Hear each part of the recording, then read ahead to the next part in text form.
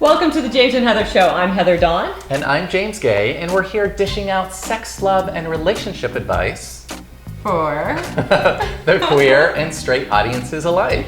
And anything in between. And today we have a really special guest with us, Bridget Phetasy. Hi. Thank you. I was mispronouncing her name several times. Everybody does. All right. It's a word I made up. It's not like it's in the English language yet.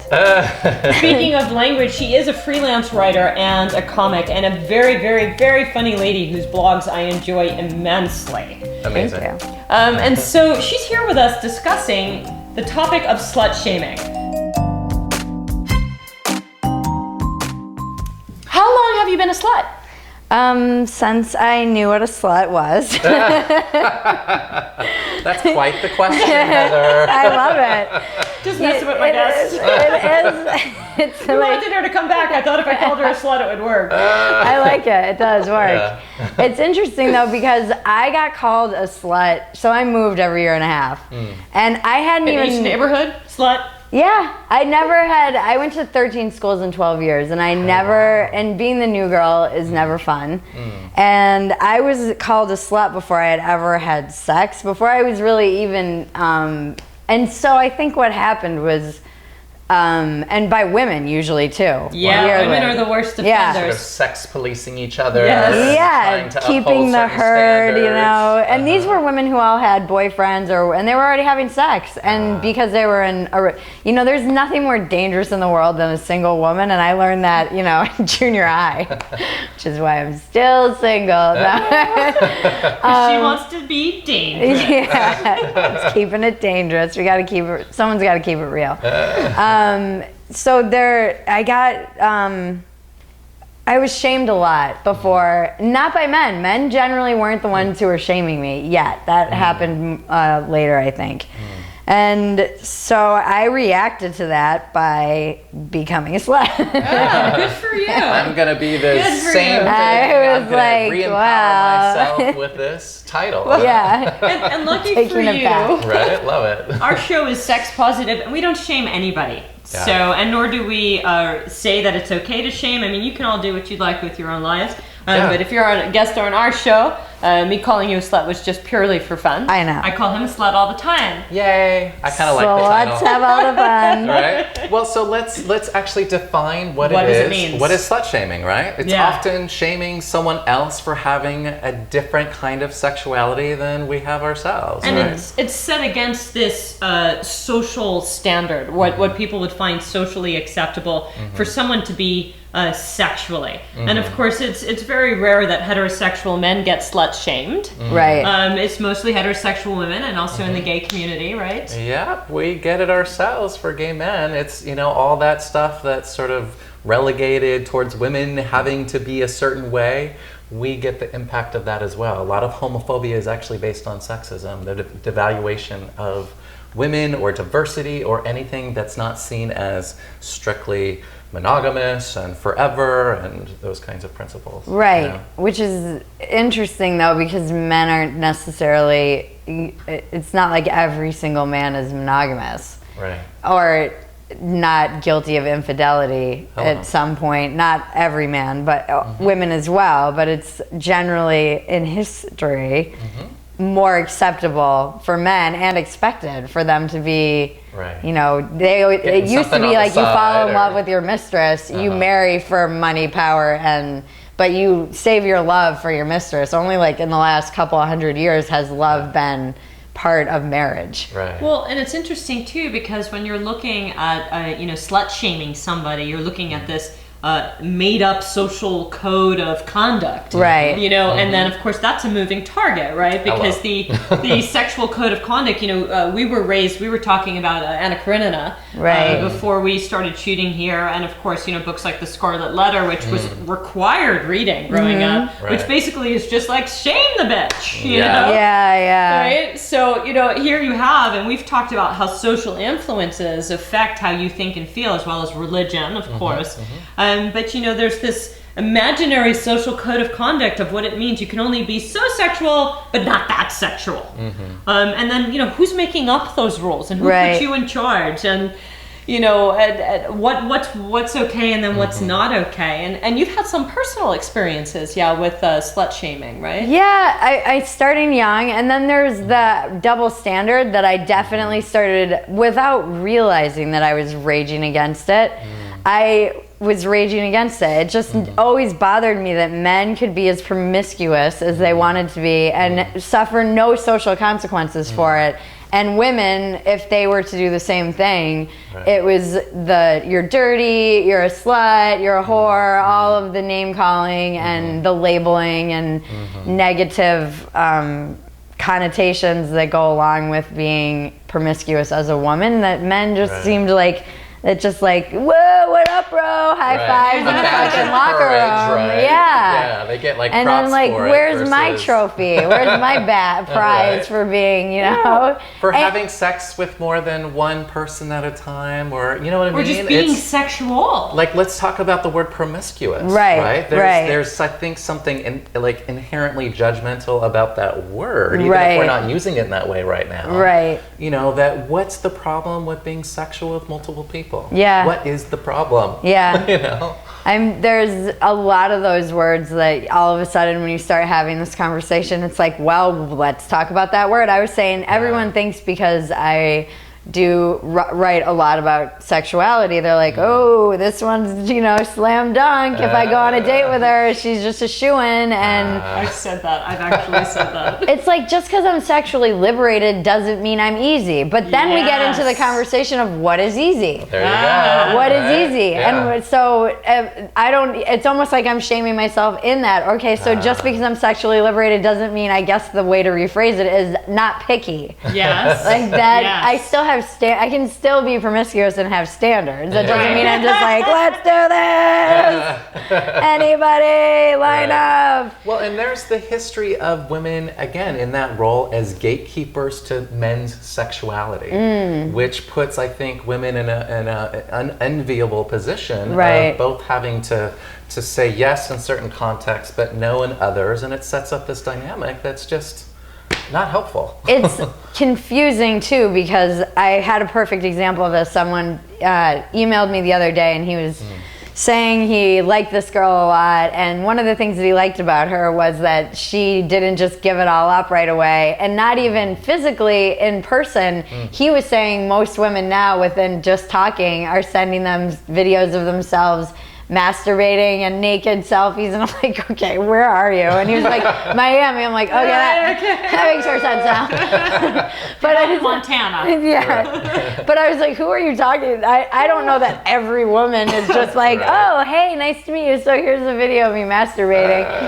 But I do. So men, again, it's that double standard of, well, I want my woman to be sexually liberated, but not too sexually liberated, because men instantly, they want to think of you as a virgin the minute they're with you. It's like, oh, I love that you're so open about sexuality and we can do all these crazy things, but like, please never remind me that you ever had sex with anyone ever previously before. Well, and it's interesting what you're saying about men. Freud called it the Madonna whore complex, which is also sort of in the family of slut shaming. And when I was reading about the family, I think the parents of slut shaming. Actually, yeah, we're talking Freud. I guess we are, right? But he was saying that men had this underlying anxiety because they had a hard time wrestling. Well, I really want her to be sexual and sexy and fuck my brains out, but at the same time, she's got to be the mom to my kids, right? And she's got to be the person I can take into that event. And you wrote in one of your blogs, if you don't mind my quoting you, because I'm going to anyway. Okay, I don't mind. You got consent. Yes. The infuriating... I'll consent the whole way. The infuriating nature of slut shaming is that the same men who watch hours upon hours of porn and beg for nudes from women all over the world via text, webcam, and skywriting will then take to the internet and shame a woman who is comfortable with her sexuality. You men calling her a hoe. I dare you to let me look at your browser history. I don't know if I'd let her, by the way. In other words, you can't have your hoe and fuck her too. That's her blogging, by the way. And that is so spot on for like you know, do I love her, do I fuck her, do I shame her, do I love her, do I take her out to dinner? Like, they don't know what to do with themselves. And Freud said that anxiety created a very big dilemma for men on a subconscious level. Yes. Yeah. Well, there's both the need for love and companionship and nesting and those kinds of things, and there's also the need for desire and adventure and excitement, right? Yeah. And those things sometimes, for a lot of people, feel like they're at odds. Right. Right? But is that because they have socially been told that is this something, it's like what comes first, the chicken or the egg? Is it biology? You want somebody who is going to be, it's kind of the conundrum of women dating assholes. I would say this is what men deal with, and the kind of compliment to the Madonna whore is women say they want this sensitive guy, but they also want a macho guy who can provide for them. But where's that thin line? And it's the same thing with the Madonna and the whore of, I want this sexy, vixen, but I also want somebody who is going to be cleaning and momming and whatever. Domestic. And those are traditional gender roles. So I think that's changed a lot now too. Men, I know a lot of women who don't know how to cook. Yeah, I do not know how to cook. Yeah. I can bake though. There you go. Yeah, I can make you fat. and so those things have shifted. That landscape is like, crumbling. Yes and no. I mean, we are progressive on some levels, but we're also the biggest hypocrites on the planet. Well, yeah. We talk a great game, right? Well, and there's the cultural obsession with sex, but with that is the cultural sort of repression of it as well, right? That only certain kinds of sexualities are deemed acceptable and other ones are shamed, like we're talking about today, slut shaming. Right? So that piece that you quoted came from, it was from a Playboy reaction pieces, I guess what they're called, the term. And it was in a response to when Kim Kardashian did the naked selfie. So that was, I generally have, it's no feelings about the Kardashians other than that I just don't want to have feelings about them because I'm an elitist and there's a lot of stuff. But so this happened and I post nudes online and I've written about this as well for Playboy. And so automatically when I was reading all these comments, and a lot of men were like, takes a hoe to defend a hoe. But maybe there's some truth that because I do it, I can therefore empathize with what she's doing. And it was a lot of mom shaming too. Like, oh, you're not fit to be a mom. Completely slut shamed him. Yeah, and so that was kind of what inspired that piece was, I had to get past my own judgment of what I bring to my kind of perception of the Kardashians and my own kind of, it was interesting for me to write because I had to push through a lot of stuff that preconceived notions that I had to what was I was perceiving as unfair treatment of her because of Well, people feel too, I think, and this happens with celebrities, if you put yourself out there, then you deserve to be. And it's like, because I make myself vulnerable to millions of people, or because I'm making a lot of money doing that, then I deserve to be bullied and shamed. I don't really see the equation. Well, no, it's like what you're wearing is what deserve. It's that same mentality of like, because you were wearing that, you were asking for it. So it's all in that same family. It's about blaming victim the victim, blaming. right? Victim blaming is very related to slut shaming. Correct. Yeah. I was wondering, it's like, is this experienced by all genders and sexual orientations in the same way? And you brought up, very clearly that, women on women are harder even than men are when it comes to this type of stuff. I think so. Yeah. Well, and it's interesting. I mean, you were talking about sort of growing up and the mean girls syndrome and, the fact that a lot of girls shame other girls with using sexuality as a weapon against them, right? Yeah. And I have to say, I think that's a very much the experience of a lot of gay men growing up. I know it was for me growing up was, I was bullied and harassed sexually. Right. Sort of made fun of, expected that I would like certain sexual advances that they were poking fun. Right. In much the same way that I'm hearing you talk about your experience. So I just think it's interesting among adolescents and oftentimes middle schoolers, you know, that they also see what happens in society, and they're a microcosm of that, and then they start doing it to each other. Right. I have a question for you. Is there slut shaming in the gay community? There is. Because my perception is like, I always said I wanted to be a gay man. I was like, oh, I missed my calling as a gay man, because you just get to be like, all right. It seems like promiscuity, not in the negative connotation. It seems like promiscuity in the gay community does not have a negative connotation. It's like, woohoo! Well, and I think there was a difference between sort of pre-AIDS and post-AIDS. I think that changed a lot. So, shaming started to happen. Sexual revolution, and, you know, sort of gay men embracing their sexuality as part of their liberation, politically and otherwise. You know, it's, you know, do we question relationships and the different options and availability that are, you know, that we sort of create for ourselves? Of course. Right. You know, and yet, even with marriage equality, there's been a lot of shaming around what relationships are seen as higher status or more committed or more long-lasting or more successful, being sort of based on a heterosexual model of monogamy, right? That's interesting. Interesting. Again, going back to that model, who creates the social code?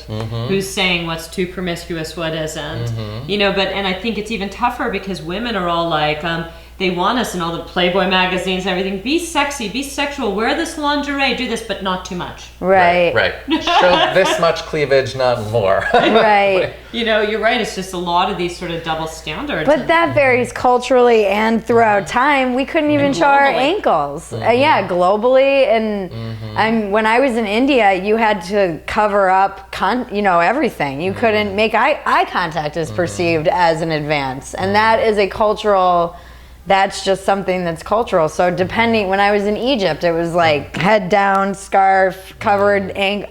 You couldn't. Oh, look, I can see the pyramid just a little bit. I'm like, oh. But I did feel, as a Western woman in those cultures, how lucky. I felt really grateful because it is, and this is another kind of weird, there's a lot of like, feminist shaming, where it's like, oh, you're not feminist enough because you don't know my struggle, and oh, okay, so free the nipple, how is that, you know, why don't we free the child slaves or whatever, you know, the sex slaves, like, it's what's the most acceptable exactly, postmodern, intersectional, there's lots of different labels and it's all bullshit. It's all bullshit. If women are their own worst enemy, and a lot of instead of we don't have to agree, but we should all just agree to not throw each other under the bus. No kidding. And just let everybody, and okay, I agree that I don't know everybody's struggle, but I don't know how to help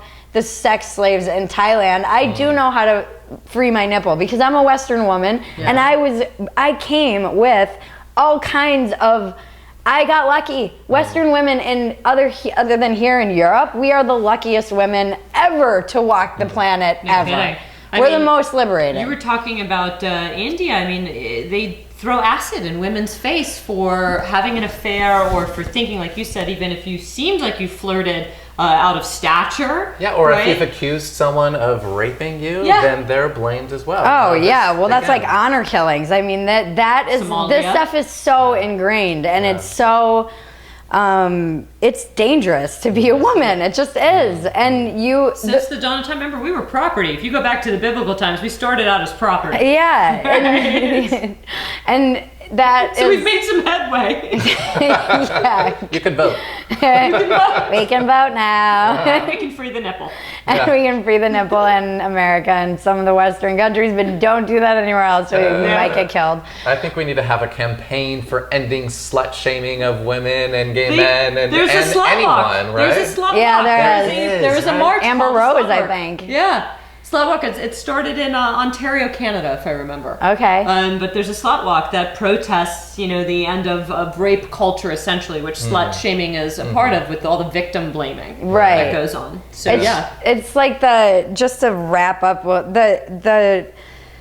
when I was in India, I was talking to a lot of the young kids, and they were really interested in a lot of these things. I was interested in their mentality, being younger from another generation, and they're like, well, it's like, if a woman is out too late, because they can't go out that late, it's perceived a certain way if you're out late. And it's like, oh, well, then, the men, they get a little curious. I'm like, oh, that's what you call it? Like, curious, sexually violent. Curious George, a curious little rapist. Like, I don't know. Curious little rapist. I'm not laughing at rape, but I'm just saying it's insane. No, these are young, and the thing is that it's not just the men, it's the women too, because they're raised in this, so they'll view Western women as being sluts. It's not like I'm not making blankets. Everybody's different. I knew a young Indian girl who was a bisexual, and she knew black belt karate, and she had to fight against this and rage to be herself, but it was dangerous and it was a fight for her.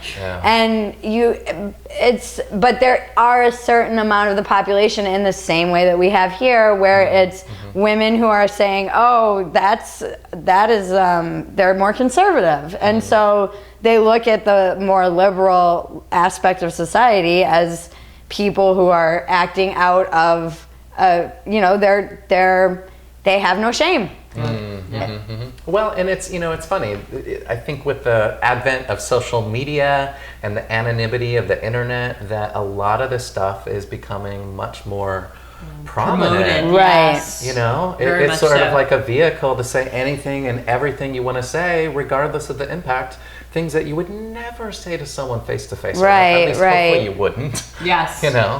It's the good and the bad of the internet, which is always kind of this double-edged sword. There's on the one hand, there's more awareness, and there's more. We would not have the awareness that is as massive as it is in terms of transgender and all of these great progressive ideals that are starting to take hold. Officials being called out like judges who blame victims. Right. You turned your middle school teacher on, huh? Right. Did a judge just say Who that? has the power here in this relationship? Right. So that's where social media is but also then there's the bullying aspect of it, where now we're not just limiting bully to the classroom or to a small town. Now it's like it ruins people's lives in a very visceral way. So on the other end of all of this are people. And people forget that when they're online, because you're just, it's like a easy. Boop. Yeah. It's only getting worse because you really can't deal with people anywhere anymore. You try to call up I'd like to, hi, welcome to, it's like, I know. Right. I wish you could just like pull out and see at any given time how many people are screaming into their phone, human! I need a human! Just like in every language. Human! Right. Thank you so much. Yes. Thank you for having me. Yes. I mean, it's been really a pleasure. And how do we reach you? At Bridget Phetasy. That's Phetasy. And they'll put it up. And BridgetPhetasy.com. That's where I do stand-up comedy. That's where you can find that. And little Twitter action. Just Twitter. I'm a Twitter. She is always on Twitter. And if you need a good laugh and you want to meet a really great person, you are hilarious. I love your sense of humor. And you can talk about things you wouldn't otherwise be able to talk about. Yeah, it gets a little dark sometimes, guys. I'm warning you. I'm Heather Dawn. Thank you so much for joining us. Thank you for having me, guys. Yeah, thanks so much. James Take care. Guay.